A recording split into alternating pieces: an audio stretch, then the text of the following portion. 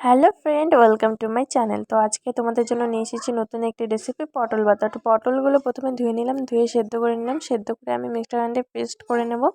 এই যে আমার পেস্ট হয়ে এসেছে।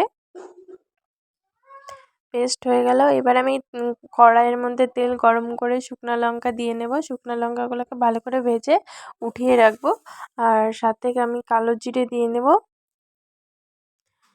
লাল করে লঙ্কাগুলো ভাজা হলে আমি উঠিয়ে নিয়েছি। তারপর আমি একে একে রসুন, তারপর পেঁয়াজ সব কিছু দিয়ে লাল লাল করে ভেজে নেব। প্রায় লাল করে ভাজা হয়ে এসেছে। এর মধ্যে আমি এখন হলুদ দিয়ে নেব। হলুদ, গরম মশলা,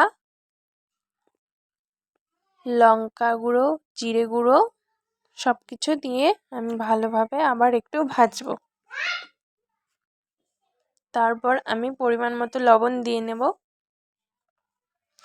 যে পটল বাটাটা পেস্ট করা ছিল সেটা দিয়ে নেব। এবার আমি ভালোভাবে লাল করে এটাকে ভাজবো।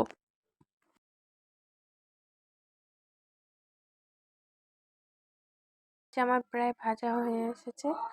এবারে এটাকে আরেকটু ভেজে তারপর আমি যে শুকনো লঙ্কাটা আগে ভেজে উঠিয়ে রেখেছিলাম সেটাকে আমি পেস্ট করে এটার উপরে দিয়ে দেবো। দিয়ে মাখিয়ে নেব। মাখিয়ে নেওয়ার পর এই যে আমি বাটিতে নামিয়ে নিচ্ছি।